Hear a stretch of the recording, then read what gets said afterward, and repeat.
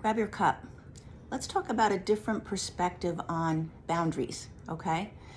Boundaries, I see a lot of stuff in social media about boundaries, conversations with people. They don't respect my boundaries. He doesn't listen to my boundaries, etc. So this is kind of the opposite perspective of that. And this perspective is that boundaries have nothing to do with another person. Zero. You set something for yourself. For now, let's call it a boundary. You set a boundary and it takes zero action, change in action, behavior from another person. Zero. It's not about what the other person does. When we have the perspective of I'm setting a boundary and they need to change their behavior to match my boundary, we have it all wrong. The boundary is for us. So I'm going to shift that because I think just maybe changing the word will help you see it differently in your mind. And a boundary has like a visual connotation of like a wall, right? So shift the word to a standard. I'm going to create standards in my life driven by my values, by what I think is important, by what is a match for how I want to live, for how I want to express myself, all of that. I create values for myself, and then I live from those values. It requires nothing for anybody else to do. If someone is not a match for the values and the standards that I've created for myself, I don't interact with them. I don't interact with them maybe at all, or if they are a person in my life and we have some level of relationship, I don't interact with them until it's a match for my standards. Now, that doesn't mean you give them the silent treatment.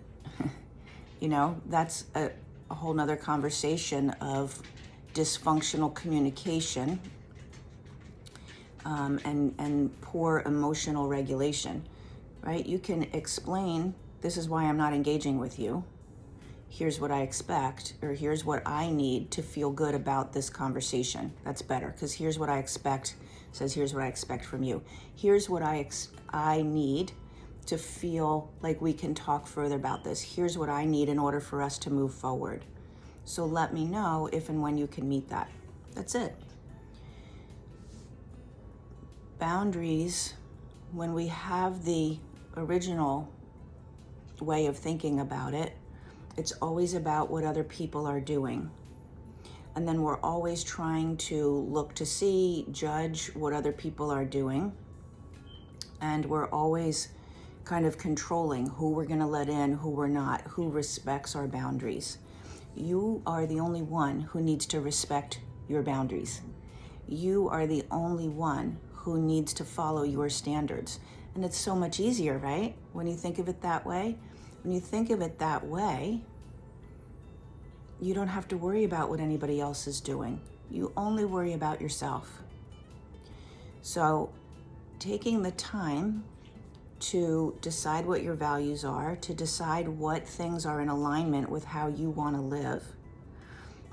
And if you're someone who historically has had no boundaries, you're all over the place. And let me share some examples of what that looks like. That can look like always saying yes to people. That's the obvious one, right? I have no boundaries. Whatever anybody asks me, I end up doing. That's one way. It might also be that you have no standards for your own self. So you don't really create and respect a way of living for you that you stick to and commit with. You're kind of all over the place in your own behaviors. It might look like that, especially if we never had somebody really show us with a great example and with reinforcement of how you take care of yourself and how you don't let other people walk all over you, and how you, appropriately and decidedly say yes or no to things. If we've never had that, we don't have that for ourselves. As adults, you have to learn that. It might also look like taking toxic behavior, maybe making excuses for it. Say you're in a relationship with someone and they're doing something that is not okay, and you cover up for them, you make excuses for it to yourself, to other people. You keep thinking it's going to get better if I just do this, or if I show up this way, then they're going to realize this is not good. That's also no boundaries. So all of those things require you to get very clear and very committed to your own internal set of values.